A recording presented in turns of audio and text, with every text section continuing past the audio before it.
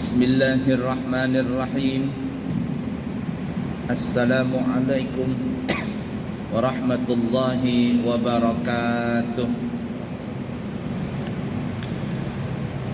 Alhamdulillahi rabbil alamin. Allahumma fasalli wa sallim ala sayyidina wa nabiyyina wa maulana Muhammadin wa ala alihi wa ashabihi wa azwajihi wa dhurriyyatihi wa man tabi'ahum bi ihsanin ila yaumiddin, amma ba'du.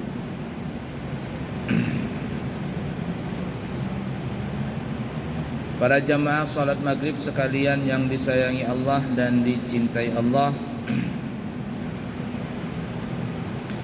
kembali kita melanjutkan pelajaran kita di dalam kitab Qisasul Anbiya, kisah cerita para nabi dan rasul, dan masih membahas tentang sekitar cerita Nabi Allah Musa alaihi salatu wassalam. Setelah Nabi Musa mengalahkan mantan tukang sihir Fir'aun yang akhirnya mereka masuk Islam, tetapi mereka dibunuh oleh Fir'aun. Nah, pasca kejadian itu, maka Nabi Musa dan Bani Israel selalu diintimidasi oleh Fir'aun. Jadi Fir'aun ini sudah kalah, lalu dia marah, dendam, dan selalu mengintimidasi Nabi Musa dan kaumnya Bani Israel.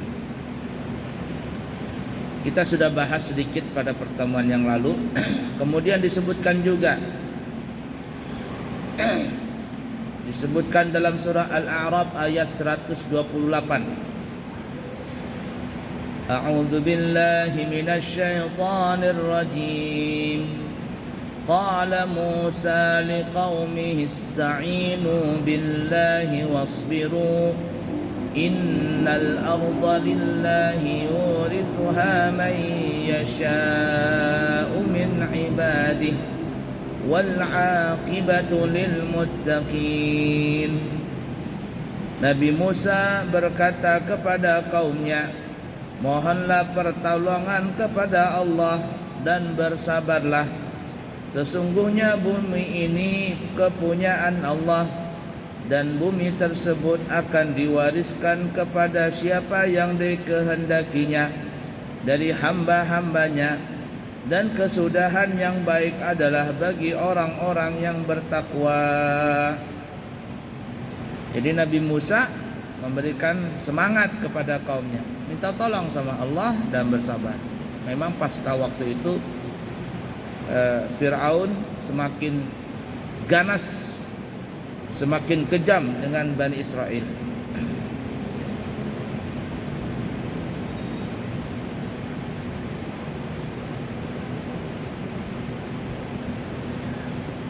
Sebenarnya ada sebagian guru menyarankan kita itu tidak mengatakan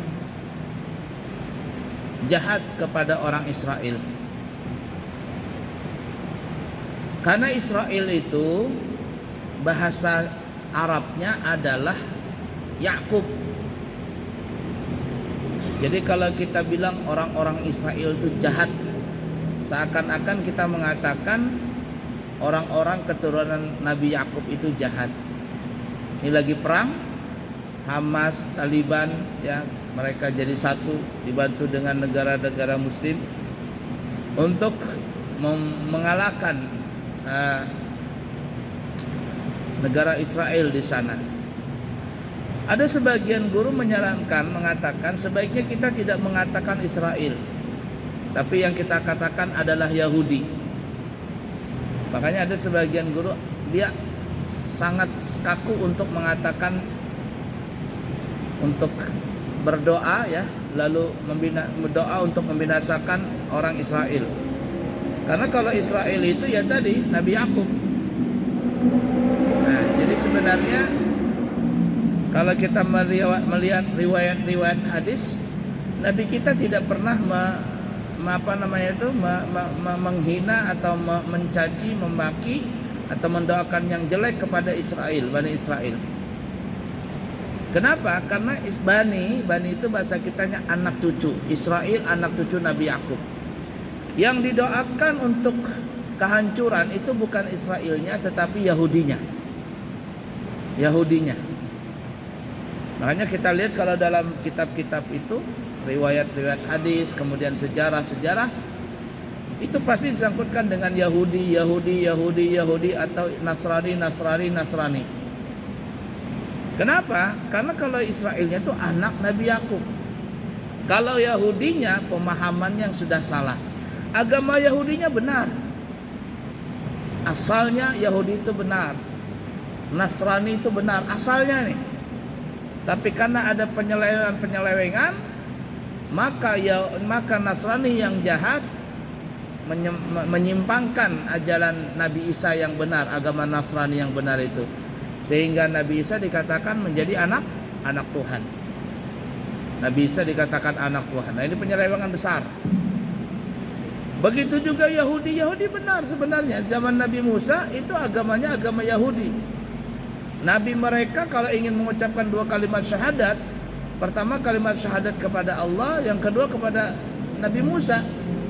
Itu syahadatnya kepada Nabi Musa. Yahudinya benar, tapi sepeninggal Nabi Musa, lalu disitulah ada penyelewengan sehingga Yahudi yang jahat merubah kitab Taurat yang asli dan akhirnya mengatakan Uzair anaknya Allah. Kenapa mereka mengatakan Uzair anaknya Allah? Karena Uzair itu hafal Quran, padahal Uzair adalah seorang nabi di kalangan Bani Israel. Nasrani, Nabi Isa. Nah, terus terang saya berpikir memang sebenarnya begitu. Kita kalau mendoakan sekarang nih ya, mungkin ada orang berdoa ketika ceramah Maulid, berdoa ketika berkhutbah, berdoa ketika ceramah dan sebagainya. Maka jangan berkata Israelnya, tapi berkatalah Yahudinya. Berdoalah untuk Yahudi yang telah mengganggu orang Islam. Sebagaimana mereka menghina kita, menghina orang-orang Palestina, itu bukan Palestinanya yang dihinanya, Islamnya dihinanya. Mereka menghina Islamnya. Mereka tidak menghina Palestinanya, tidak menghina Nabi Muhammadnya, mereka menghina Islamnya. Orang-orang Islam katanya. Ala kulli hal itu ada sebagian guru menyarankan demikian. Dan terus terang saya pribadi menganggap baik itu. Karena kalau Israel itu artinya Nabi Yakub. Kalau kita bilang Bani Israel, anak cucu Nabi Yakub. Dan anak cucu Nabi Yakub itu keturunannya banyak sekali, ratusan ribu, semuanya itu dari semua nabi itu ratusan ribu dari Bani Israel. Bayangkan Nabi Ibrahim punya anak 2 orang. Pertama adalah Nabi Ismail dari ibundanya yang bernama Siti Hajar, dan Nabi Yakub dari ibundanya Siti Sarah. Nabi Ismail sampai ke Nabi Muhammad terus turun temurun. Ini sampai ke Nabi Muhammad. Tidak ada satupun dari Nabi Ismail sampai ke Nabi Muhammad ini seorang nabi, nggak ada. Kecuali Nabi Ismail dengan Nabi Muhammad, ujung ketemu ujung. Cuman walaupun di antara Nabi Ismail dengan Nabi Muhammad ini tidak ada yang jadi nabi, namun di kalangannya ini keturunannya kenaikan ya, Nabi Muhammad, Abdullah sampai kepada Nabi Ismail, sampai ke Nabi Ibrahim, ini semuanya kata ulama tidak ada seorang pun penyembah berhala. Tidak ada seorang pun penyembah berhala dan tidak ada seorang pun yang beragama Nasrani atau Yahudi. Enggak ada di sini. Jalurnya ini enggak ada. Semuanya millata Ibrahim hanifan muslimah. Dari Nabi Muhammad sampai ke Nabi Ibrahim, ini semuanya millata Ibrahim, agamanya Nabi Ibrahim yang lurus, hanifan muslimah, lurus agamanya agama Islam. Ini jalurnya nih. Walaupun tidak ada yang jadi nabi, cuman tadi kakeknya Nabi sampai ke Nabi Ismail, sampai ke Nabi Muhammad, Nabi Ibrahim. Ini tidak ada yang penyembah berhala dan tidak ada yang beragama Yahudi dan tidak ada beragama Nasrani. Semuanya millata Ibrahim Hanifah, agamanya Nabi Ibrahim. Itu agama Islam. Sehingga syariat Nabi kita itu banyak mengadopsi dari syariat Nabi Ibrahim. Dari haji, dari berkurban, dari berkhitan, tata cara salat dan sebagainya. Kita pernah cerita di sini bahwa para nabi dan rasul mereka diwajibkan salat seperti halnya kita orang Islam diwajibkan salat. Cuman waktunya berbeda dan tata caranya berbeda. Konon dikatakan katanya Nabi Sulaiman itu sholatnya cuma berdiri, nggak ada duduk, nggak ada rukuk, nggak ada sujud, cuma berdiri saja. Sehingga dikatakan Nabi Sulaiman itu meninggal dalam posisi berdiri. Beliau posisi berdiri dan dikatakan itu posisi berdiri dalam melaksanakan sholat.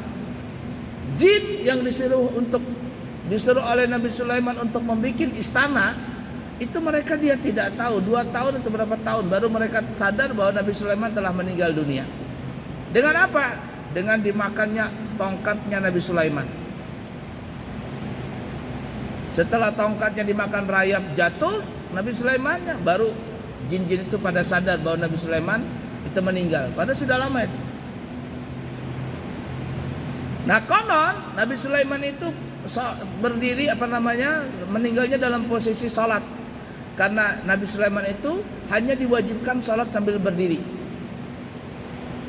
Nabi Yunus itu cuman hanya sujud saja. Nggak ada duduk, nggak ada berdiri, nggak ada rukuk, sujud saja. Dan mungkin Nabi yang lain ada yang salatnya cuman duduk saja, cuman duduk. Mungkin seperti Nabi Khidir duduk saja. Dan seterusnya dan seterusnya dan seterusnya. Tapi Nabi kita Muhammad sallallahu alaihi wasallam itu tata cara salatnya seperti Nabi Ibrahim. Peristiwa Isra dan Mi'raj yang kita tahu, di situ Nabi kita Muhammad sallallahu alaihi wasallam mendapatkan perintah salat. Tapi sebelum itu Nabi Sulaiman berhenti 5 kali di malam Isra dan Mi'raj itu dan selalu diperintahkan untuk salat. Dari rumahnya Ummu Hani menuju ke Ka'bah, dibelah dadanya, diambil hatinya, dibersihkan dengan air Zam-Zam, kemudian diisi dengan ilmu, hilim, hikmah, ditaruh lagi ke dadanya, ditutup lagi. Setelah itu Nabi disuruh salat 2 rakaat. Salat apa yang dikerjakan Nabi ini? Para ulama mengatakan itu salat tahajud. Tata caranya sama seperti tata caranya salat Nabi Allah Ibrahim alaihissalatu wassalam.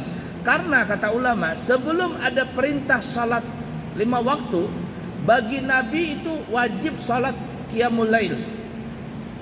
Itu para ulama mengatakan sebelum ada perintah salat 5 waktu, Nabi melaksanakan salat, tapi salatnya malam hari. Dan tata cara salatnya Nabi itu adalah seperti tata cara salat Nabi Ibrahim. Jadi seperti kita laksanakan, ada berdiri, ada ruku, ada i'tidal, ada sujud, ada duduk dan seterusnya dan seterusnya. Bagi Nabi tahajud itu wajib hukumnya sebelum peristiwa Isra dan Mi'raj. Kemudian Nabi berhenti lagi di At-Taibah yang sekarang menjadi Madinah.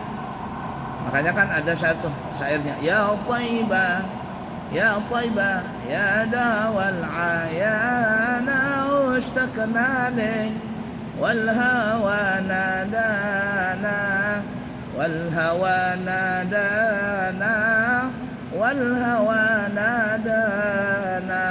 Ya Taibah, wahai Taibah, yakni Madinah. Sampai di situ Nabi disuruh salat 2 rakaat. Salat apa ini? Qiyamul lail. Karena peristiwa itu malam hari Isra Mi'raj itu. Dan qiyamul lail itu hukumnya wajib bagi Nabi sebelum ada perintah salat 5 waktu. Kemudian jalan lagi, berhenti lagi di di Jabal di Tur Sina, Gunung Sinai, Tur Sina, tempat munajatnya Nabi Musa. Itu dikatakan sekarang berada di negara Mesir. Kalau ada orang mau pergi ke Yordan, mau pergi ke Palestina lewat Mesir, itu biasanya melewati Gunung Sinai itu. Saya juga belum sampai ke Palestina ini, belum sampai ke sana. Mudah-mudahan nanti insya Allah ke sana. Nah, itu ada Gunung Sinai. Itu tempat munajatnya Nabi Musa dan Nabi kita di malam Isra dan Mi'raj, disuruh salat 2 rakaat di situ. Kemudian yang keempat, Baitul Lahmi, tempat lahirnya Nabi Isa. Sekarang orang menyebutnya Bethlehem, bukan Tel Aviv ya. Kalau Tel Aviv itu jauh dari Bethlehem. Yang sekarang lagi perang tuh di Tel Aviv, di Gaza dan sebagainya. Ini di Bethlehem. Di situ Nabi disuruh sholat lagi 2 rakaat, 4 kali sudah. Dan itu tata cara salatnya seperti salat Nabi Ibrahim, dan itu salat Qiyamul Lail. Kemudian yang kelima baru di Baitul Maqdis, Palestina. Disitulah Nabi memimpin salat berjamaah, salat malam bersama para Nabi dan Rasul. Jadi seluruh Nabi dan Rasul semuanya kumpul di malam hari itu. Yang dikatakan Nabi itu berjumlah 124.000, kumpul semuanya. Salat apa? Qiyamul Lail. Nabi disuruh maju untuk memimpin salat di Baitul Maqdis. Nah, tata cara salat itu adalah salat seperti halnya Nabi Ibrahim alaihissalatu wassalam. Nah, karena syariat kita ini banyak mirip dengan Nabi Ibrahim, maka kita pun agamanya sama, yakni agama Islam, sebagaimana Nabi Ibrahim juga beragama Islam. Hanifan muslimah, lurus agamanya, dan muslimah, orang muslim.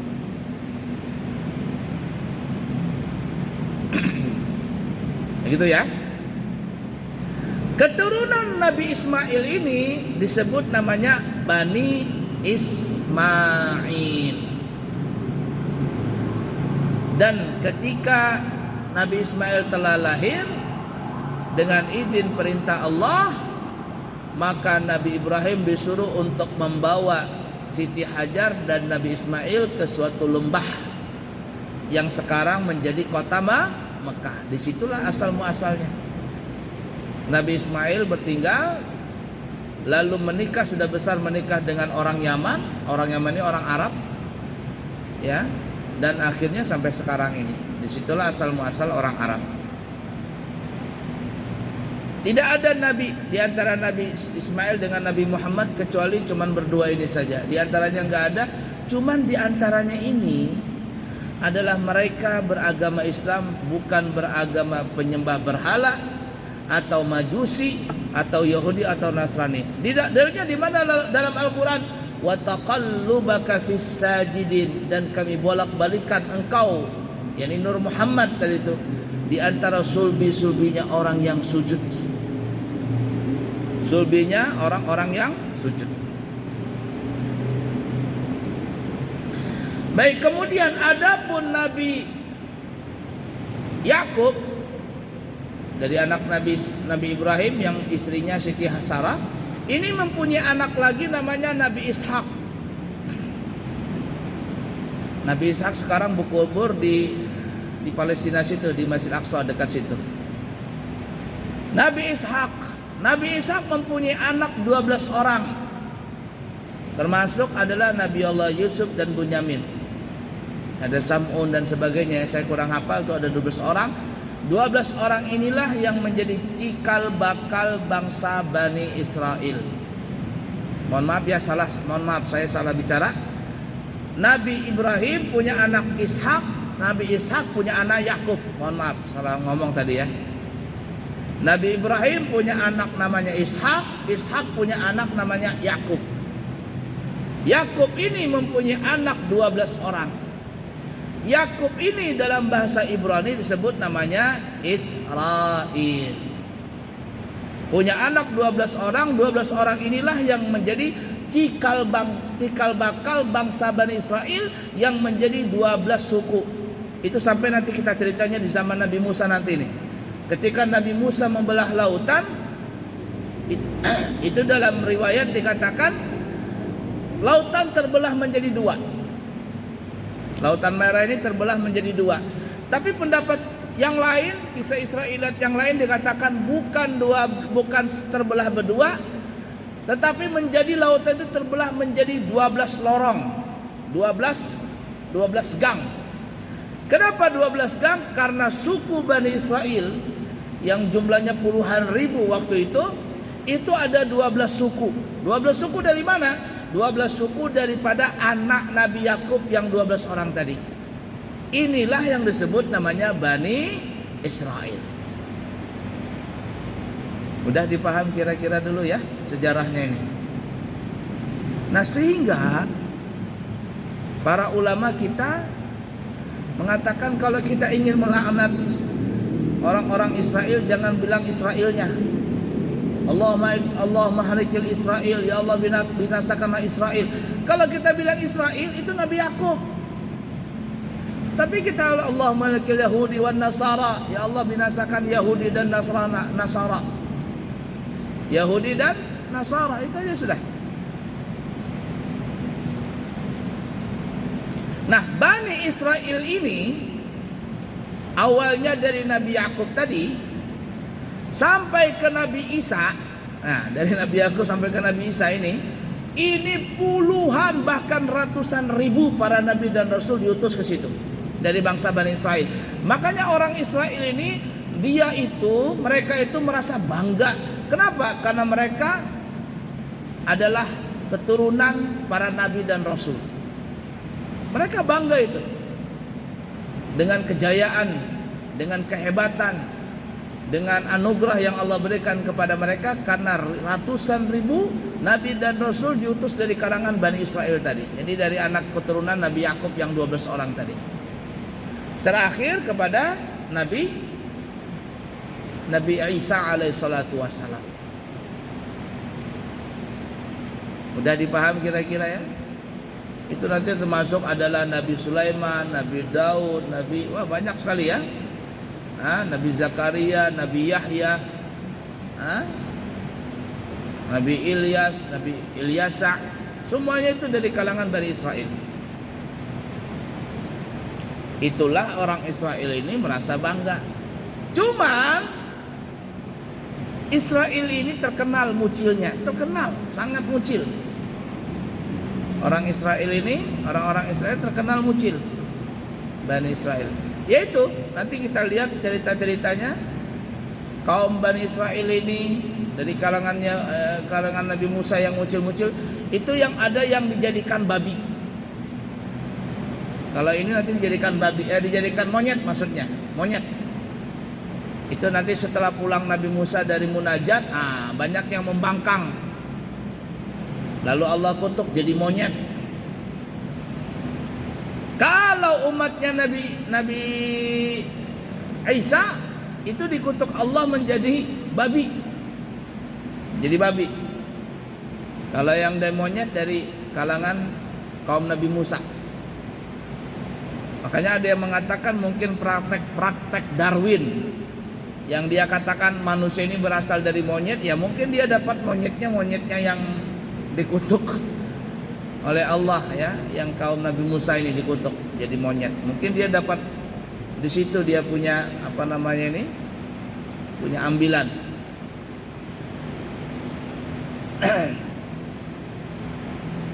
Nah, kalau umat Nabi Isa itu dikutuk jadi babi. Nabi Isa ini kan dia kasyaf ya. Dan kaum Nabi Isa ini orangnya pelit. Saking pelitnya sama anak sendiri pelit. Jadi ketika Nabi Isa itu ngajar, kan Nabi Isa ini kan dakwah dia, enggak punya rumah, enggak punya istri, enggak punya anak. Dia tinggalnya cuma di bawah pohon. Musafir begitu kemana-mana. Makanya disebut Al-Masih Isa, Al-Masih penjalan kaki. Ada yang mengatakan Al-Masih itu dia punya telapak kaki nggak ada bolongnya. Kalau kita kan berbolong ya. Nah, cuman kalau Isa Al-Masihnya gelarnya di belakang, Isa Al-Masih. Kalau Dajjal Al-Masih juga penjalan kaki, tapi gelarnya di depan Masihud Dajjal. Bedanya di situ. Kenapa disebut Masihud Dajjal, penjalan kaki si Dajjal tadi? Karena dikatakan ketika nanti Dajjal turun keluar, maksudnya semua dunia akan dikelilinginya, kecuali Makkah dan Madinah saja, tanah haram Makkah dan Madinah.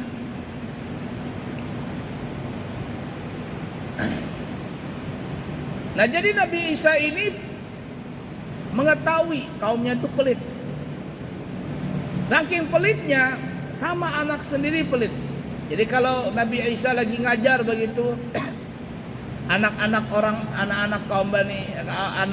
kaumnya Nabi Ismail, Nabi Isa, mama bapaknya itu di rumah lagi makan enak. Anaknya belajar, suruh belajar sama Nabi Isa, mereka berdua lagi makan enak di rumah. Nabi Isa ngelihat dari jauh, ngelihat tembus pandang, oh ini pelit sekali sama anak pelit. Jadi ketika orang tuanya lagi makan, kata Nabi Isa, kalian pulang. Bapak mama kalian lagi makan enak di rumah. Akhirnya anak-anak ini pun pulang dan menggerebek bapak mamanya lagi makan enak. Nah, setelah ketahuan lagi makan enak, ya tentu udah bisa ngenak lagi. Anaknya pun makan. Nah, akhirnya apa? Bapak mamanya ini marah dengan Nabi Isa. Marah. Nggak usah lagi belajar sama Nabi Isa. Ini kalau dia belajar tahu nanti kita lagi makan enak. Diberhentikan semua anaknya untuk tidak belajar lagi ya, berhenti. Jadi jangan belajar lagi kepada Nabi Isa. Jadi Nabi Isa pas beberapa hari itu ngelihat kemana anak-anak ini, nggak ada yang datang. Akhirnya Nabi Isa berinisiatif untuk mendatangi rumah mereka satu-satu.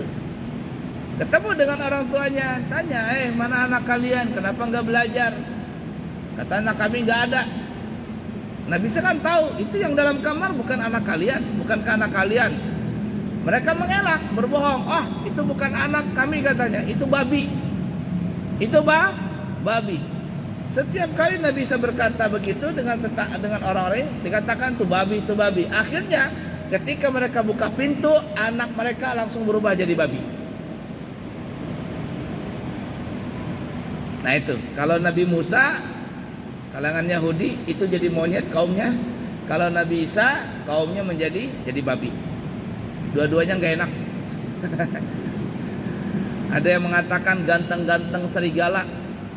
Saya lebih enak jelek-jelek asalkan manusia daripada ganteng-ganteng serigala. Kan ada sinetron tuh ya. Biar ganteng tapi serigala ngapain?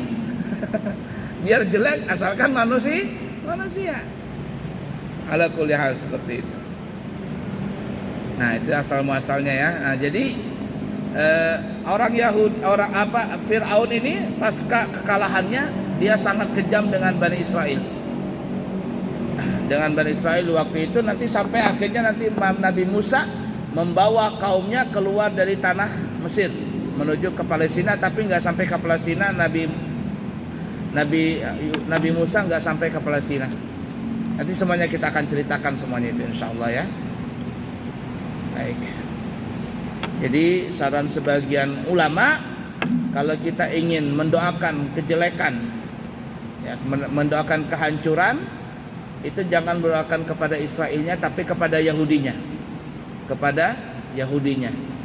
Nah, jadi seperti itu. Baik, cukup sekian dulu.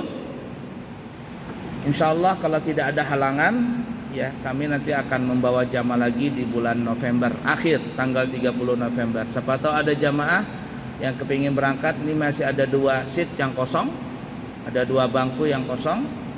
Tanggal 30 November berangkat insyaallah. Biayanya 32 juta untuk 12 hari. 32 juta 12 hari, sudah lengkap dari Balikpapan semuanya. Balikpapan, Surabaya, Saudi PP, perlengkapan umroh lengkap semuanya. Siapa tahu ada yang berminat, segera mendaftar. Kalau belum punya paspor, nanti kita bikinkan surat rekomendasi untuk pembuatan paspor. Ya, jadi siapa yang kepingin November berangkat, masih ada 2 bangku lagi yang kosong. Kemudian ada yang kepingin berhaji tahun 2024, kita buka 2 harga. Yang pertama harga 185 juta, hotelnya bintang 3. Yang kedua harganya 195 juta, beda 10 juta. 190 juta ini hotelnya bintang 5, di hotelnya di pelataran masjid. Nah, siapa tahu ada yang kepingin berangkat haji tahun 2024 langsung berangkat, yang dikenal dengan namanya Haji Furada. Nah, siapa yang mau segera mendaftar, terutama yang November ini dulu ya, yang mau umrah ini. Masih ada 2 bangku lagi. Mudah-mudahan bermanfaat buat kita semuanya. Subhanakallahumma wa bihamdika asyhadu an la ilaha illa anta astaghfiruka wa atubu ilaihi wa akhiru kalam. Wassalamualaikum warahmatullahi wabarakatuh.